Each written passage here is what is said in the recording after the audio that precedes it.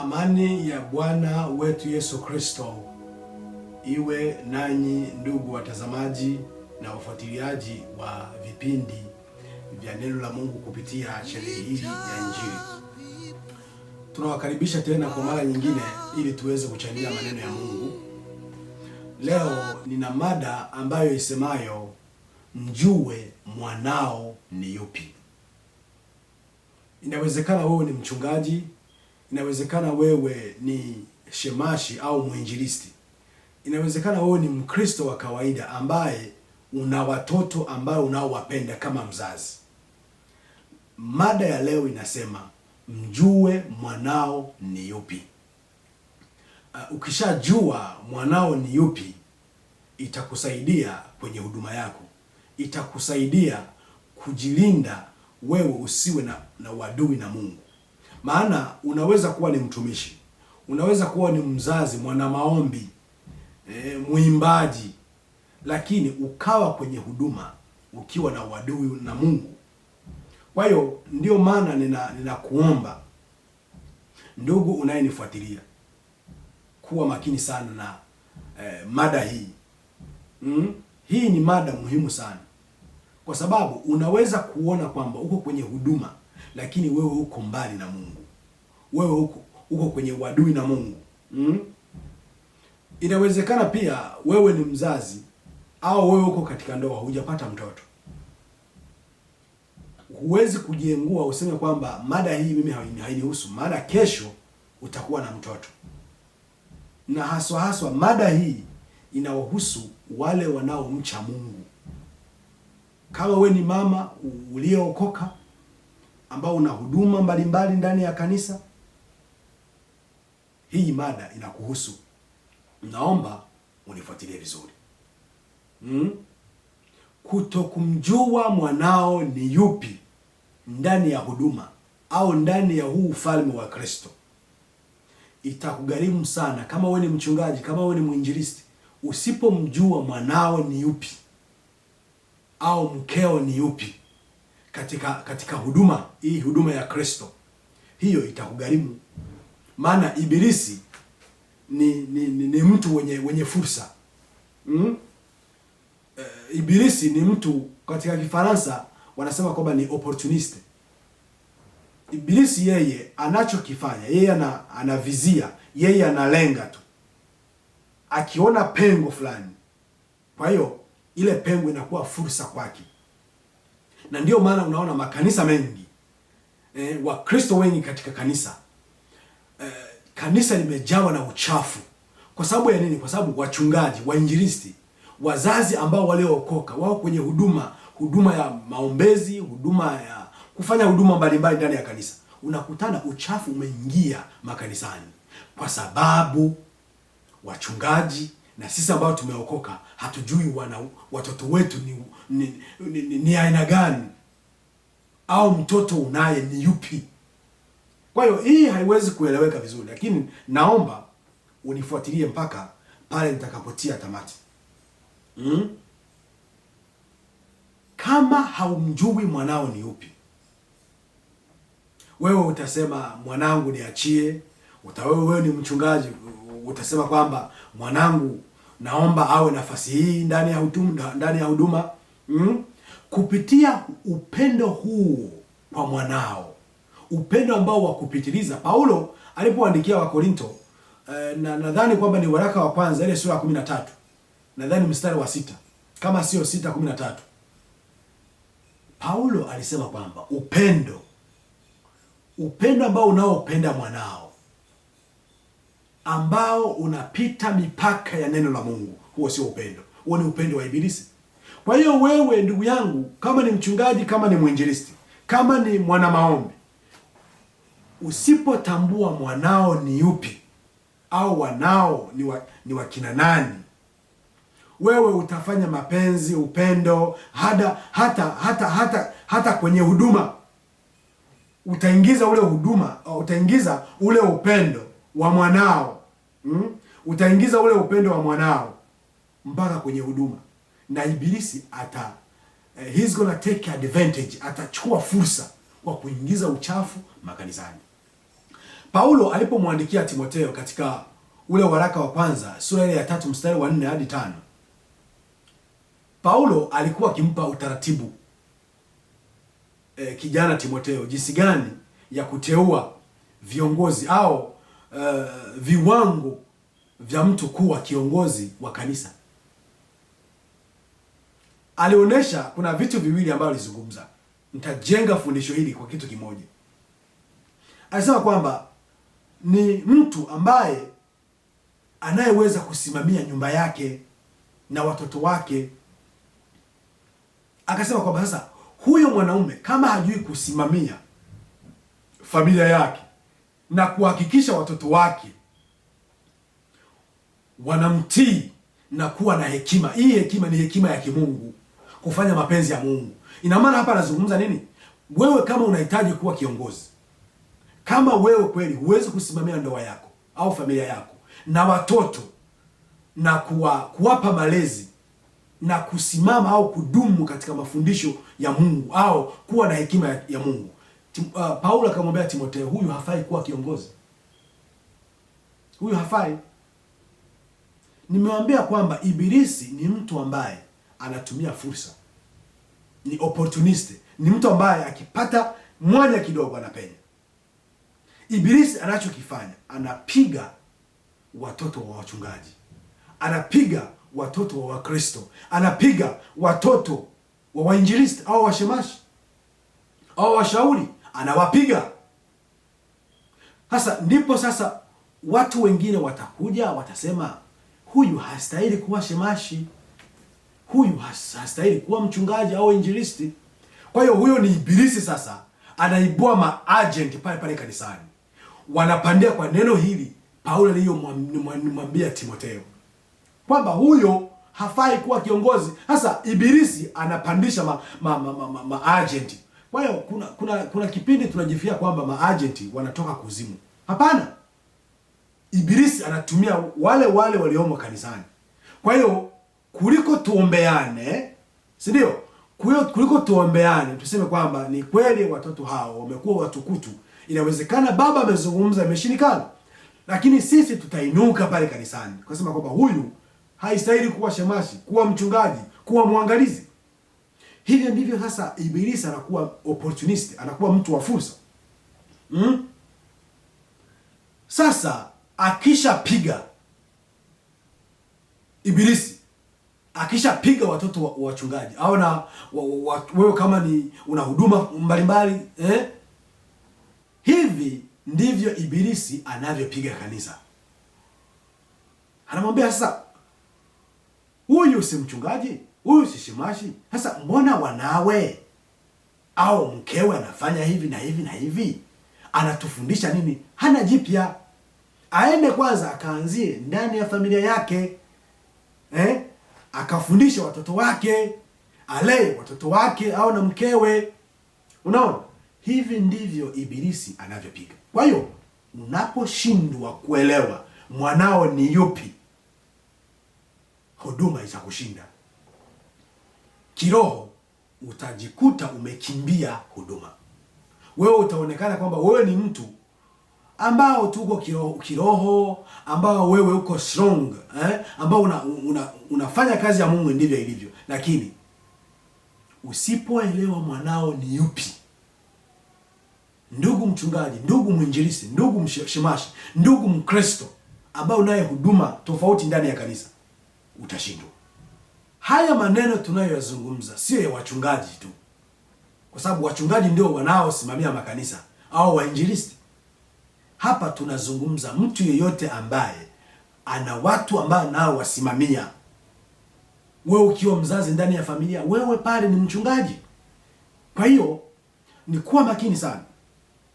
Kwa hiyo ndugu mtazamaji, huwezi kujiengua katika mada hii useme kwamba mimi hiyo hainihusu, mimi si mchungaji, mimi si kiongozi. Mada hii inakuhusu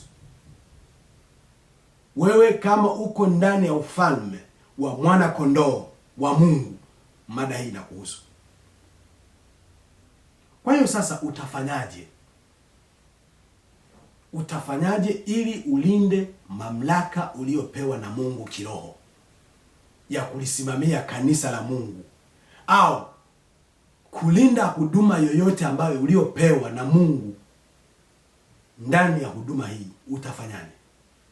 Una watoto ambao ni watukutu, ambao wanafanya uchafu kuanzia ndani ya familia, na huo uchafu wanauingiza ndani ya huduma, wanauingiza katika kanisa.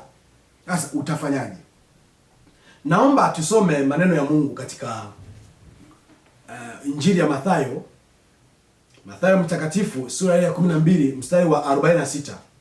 Biblia inasema nini? Jamaa halisi wa Yesu. Hiki ndicho kichwa cha kifungu hiki. Alipokuwa katika kusema na makutano, tazama, mama yake na ndugu zake walikuwa wakisimama nje, wakataka kusema naye. Mtu mmoja akamwambia, tazama, mama yako na ndugu zako wamesimama nje. Huyu ni Yesu, alikuwa amebaki Yerusalemu. Sasa mama yake na ndugu zake wakarudi kumtafuta pale hekaluni. Sasa kulingana na umati wa watu, ilikuwa sio rahisi kufikia maeneo alikuwa amekaa katika umati wa watu. Ikabidi wakamtuma mtu, wakamwambia, nenda kumwambie kijana yule ambaye naye hubiri pale, eti mama na ndugu zako wanakutafuta. Ndio hapa ninaposoma, tazama, mama yako na ndugu zako wamesimama nje, wanataka kusema na wewe. Wanataka kusema nawe. 48. Akajibu akawaambia yule aliyempasha habari, mama yangu ni nani? Mama yangu ni nani? Na ndugu zangu ni akina nani? Huyu ni Yesu anamjibu yule ambaye aliyempasha habari. Akasema, mama yangu ni nani? Na ndugu zangu ni wakina nani? Mstari wa 49. Akawaonyesha mkono wanafunzi wake, akawasuta kidole wale ambao walikuwa wanamzunguka wakifuata maneno ya Mungu. Akasema kwamba 49, akawaonyesha mkono wanafunzi wake, akasema, tazama mapenzi. Narudia tena, tazama mama yangu na ndugu zangu. Baada ya kunyoosha kidole wale walikuwa wakimzunguka wakifuata mahubiri neno la Mungu, akasema kwamba tazama mama yangu na dada zangu, kwa maana yeyote atakaye yafanya mapenzi ya Baba yangu aliye mbinguni, huyu ndiye kaka yangu na dada yangu na mama yangu. Kwa hiyo Yesu hapa akawaonyesha dada na kaka na mama yake. Kuna vitu viwili Yesu hapa alivyozungumza, ukiendelea kusoma hata na vifungu mbalimbali, kwa sababu injili hizi 4 ziliandika hii habari. Ukisoma Marko, Luka, utaona habari hizi. Kuna vitu viwili Yesu Kristo alivyoonyesha, na hivi ndivyo vitakuwa kiini cha fundisho hili. Yesu Kristo, cha kwanza, alitambua Mariamu na Yusufu na ndugu zake kama familia. Alitambua Mariamu na Yusufu kama wazazi wake wa kimwili. Akatambua dada zake na kaka zake kwamba ni ndugu zake, aliwatambua. Lakini pili, alionyesha hali ya kuwakataa kiroho kama hawatendi mapenzi ya Mungu. Ni vitu viwili. Aliwakubali kimwili kwamba ni wazazi wake na ndugu zake, lakini upande wa kiroho aliwakataa kama hawafanyi mapenzi ya Mungu. Sijamaanisha kwamba Mariamu alikuwa ni mpagani au Yusufu alikuwa ni mpagani, lakini hapa fundisho lilioko hapa, Yesu alionyesha kwamba mtu ambaye hafanyi mapenzi ya Baba aliye mbinguni, huyo siye mama yake, huyu siye ndugu yake, huyu siye mwanaye, huyu siye kaka yake, huyu siyo dada yake. Kwa hiyo ndugu yangu, ni kweli Mariamu na Yusufu walikuwa wamepata bahati ya kuwa wazazi wa Yesu. Lakini Mariamu na Yusufu, bahati yao kubwa ni kujitolea kwa dhati kwa kujua makusudi ya Mungu na kumtii Mungu.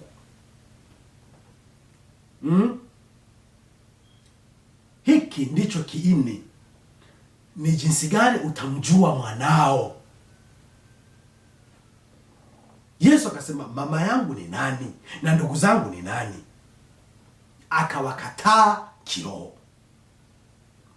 Inawezekana wewe ni mchungaji au mwangalizi au mwinjilisti, mwimbaji wa nyimbo za Injili. Wewe ni una huduma au una karama ya uombaji. Kama unataka kulenda huduma yako, kama unataka kusimamia kanisa Mungu au kondoo Mungu alizoziweka mbele yako na kubaki na mafuta ya kiroho. Maana kuna wachungaji wengi, kuna wainjilisti wengi ambao wako kwenye makaratasi tu.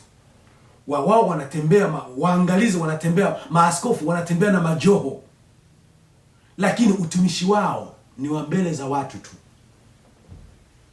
Mafuta yao ni ya watu tu. Vyeo vyao ni vya makaratasi, lakini kiroho hawapo tena. Kwa sababu ya nini? Hawatambui wana wao ni wakina nani. Hawatambui wake zao ni wakina nani. Kwa hiyo hii ni mada muhimu sana kwa kuchunga huduma yako, na haswa kiroho. Maana Yesu alisema kwamba msiwaogope wale ambao wanaoangamiza mwili, lakini muogope Mungu ambaye anaye uwezo wa kuteketeza mwili na roho jehanamu. Kama wewe sasa, wewe ni kiongozi, unaongoza wengine, haijalishi wewe ni mchungaji unaongoza kanisa lote, wewe ukiwa na huduma yoyote unawaongoza wengine, wewe ni mwanafamilia, una watoto. Kwa hiyo mjue mwanao ni upi. Kama ni mchungaji hauna watoto ndani ya familia, wajue kondoo unao ni wakina nani, kwa sababu hiyo itakusaidia kuziwia maovu yasije yakaingia kwenye huduma na kuharibisha huduma. Na Ibilisi ukizubaa, usipoelewa kondoo wako ni wanani, usipoelewa mwanao ni upi, usipoelewa mke wako ni upi, Ibilisi atachukua nafasi na atalipiga kanisa. Yesu alichokifanya hapa, aliwakataa kiroho, akawasuta kidole wale wanafunzi wake waliokuwa wakisikiza neno la Mungu. Akasema hawa ndio mama na kaka na dada na kaka na baba, hawa ndio kiroho. Kwa hiyo na wewe ndugu yangu unayenifuatilia, unayesimamia wengine, kataa mwanao kama ni mtukutu, kama anafanya uzinzi. Maana Ibilisi anapiga watoto wa wachungaji, anawapiga. Akishawapiga wazazi wao wanaonyesha ule upendo. Kama ni mchungaji, kama ni mwinjilisti, kama ni shemashi, kama ni mwangalizi, askofu, anaweka upendo kwa mwanae, si ndio? Anamkweza mwanae katika huduma. Mwanae ni mzinzi, mwanae ana tabia mbaya, ni mwizi, mwanae anachokifanya ni machukizo mbele za Mungu, mwanae ni mtoro, hawezi, yani ni kashindi. Hasa ni mchungaji, ni shemashi, anamkumbatia mwanae, anamkumbatia mwanae mpaka anamuingiza kwenye huduma, anamuingiza kwenye vikundi vya waimbaji, anamuingiza kwenye idara fulani katika huduma. Ndugu yangu unayenifuatilia, Yesu pale Yerusalemu aliwanyoshia vidole, akasema hawa ndio wanafunzi wangu. Akasema hawa ndiye baba, ndiye mama, ndiye kaka, ndiye dada. Kwa hiyo ndugu mchungaji, ndugu kiongozi unayenifuatilia, acha upendo huo. Kataa wanao. Kataa wanao ndani ya huduma. Wakatae kiroho. Hii haijamaanisha kwamba utakuwa umekata mzizi wa fitina kwamba hao sio watoto wako tena. Hapana. Lakini cha pili, Yesu pale Yerusalemu, baada ya kutamka maneno hayo ya kiroho, Yesu Kristo hakukawia pale, alipita na shuka, akaenda na wazazi wake na familia yake, wakarudi Nazareti. Mkumbuke kwamba wazazi wake walikuwa wameshaondoka kama maili nyingi, wakakumbuka kwamba mtoto Yesu amebaki Yerusalemu, wakarudi. Sasa Yesu baada ya kutamka maneno haya akaonyesha familia yake kiroho, lakini upande mwingine Yesu alipita na shuka, akaenda nao, akawatii. Hii inamaanisha nini?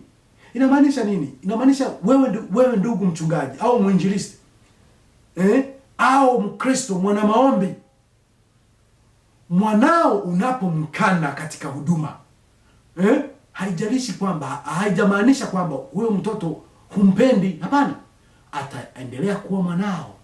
Akiumwa utamhudumia, akihitaji huduma mbalimbali ya kimwili utamhudumia, lakini kiroho mkatae.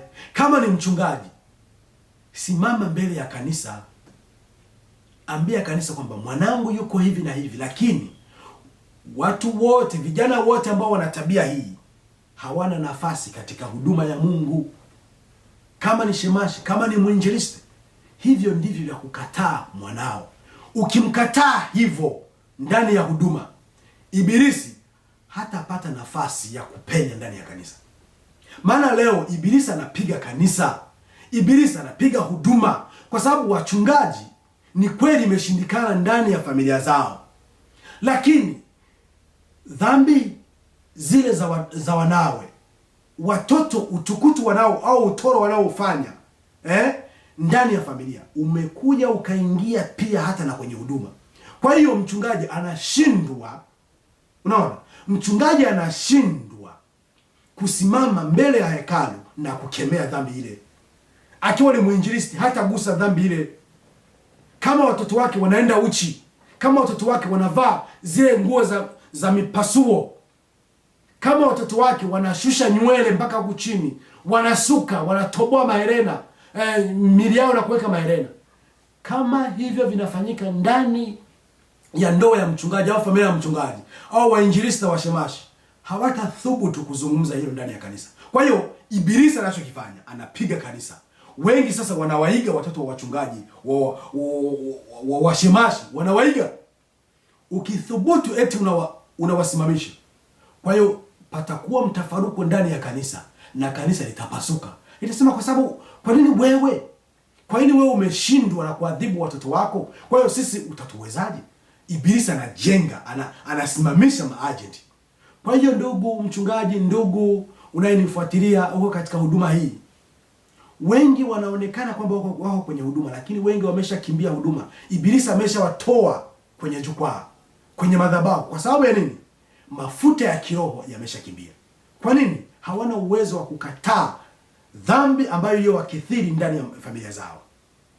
Hii tunapozungumza kwamba kuna wachungaji au wainjilisti ambao kiroho hawapo tena, wanaonekana kwenye makaratasi au mbele za watu wanajifikia kwamba hii ni kashifa. Hii sio kashifa. Hii ni neno la Mungu. Ukisoma kitabu cha kwanza cha Samueli, ile sura ya 2 mstari wa 27, Mungu akasema kupitia nabii Samueli, alikuja kumtabiria au kumfunulia kile ambacho Mungu alikuwa akitazamia kwa maisha ya Eli na familia yake. Kisha mtu wa Mungu akamwendea Eli akamwambia, Bwana asema hivi, je, mimi sikujidhihirisha nafsi yangu kwa nyumba ya baba yako walipokuwa katika Misri wakitumika nyumba ya Farao? 28. Je, sikumchagua yeye katika kabila zote za Israeli ili awe kuhani wangu, apande madhabahuni kwangu na kufukiza uvumba na kuvaa naivera mbele zangu?